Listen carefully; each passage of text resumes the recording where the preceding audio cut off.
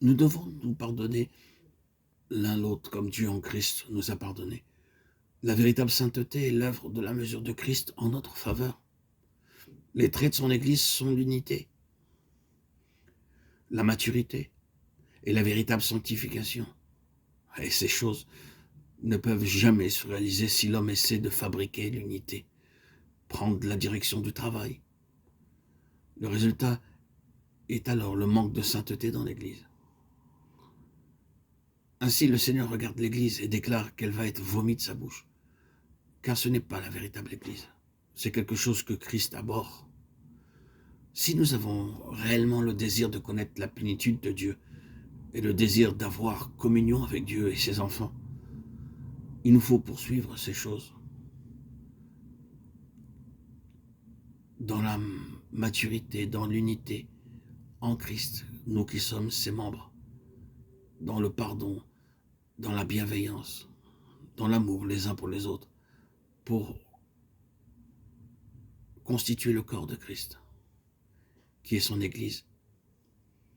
Ne recherchons donc pas l'honneur du monde, l'argent, une position, des biens, la renommée. Cela ne doit pas être notre but.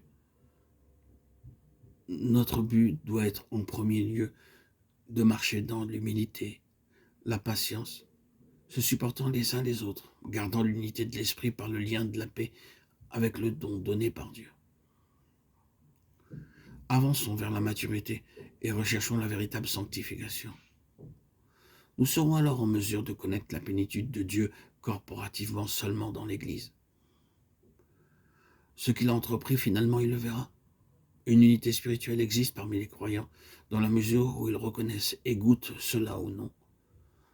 Lorsque l'Esprit de Dieu est à l'œuvre, il sera en capacité de conduire le peuple de Dieu dans la véritable sanctification. L'épouse pourra être prête pour la venue du glorieux et céleste époux qui revient.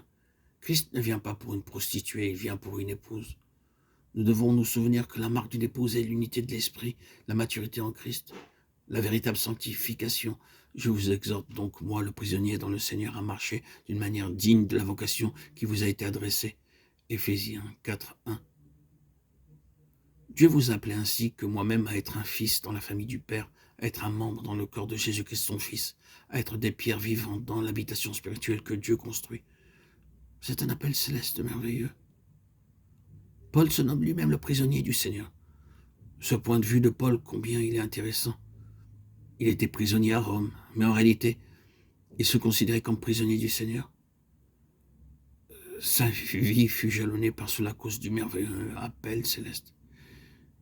Il met en relief ce fait qu'il n'y a pas de sacrifice qui soit aussi grand pour cela. Il était prêt à payer le prix. Si vous et moi, nous avons la véritable vision de cet appel céleste, nous serons alors capables de faire le sacrifice, d'aller même en prison et même à la mort à cause d'un appel céleste si merveilleux. Puisse le Seigneur nous donner la vision de l'appel céleste et nous garder obéissants à la vision céleste, comme il nous le montre dans sa parole.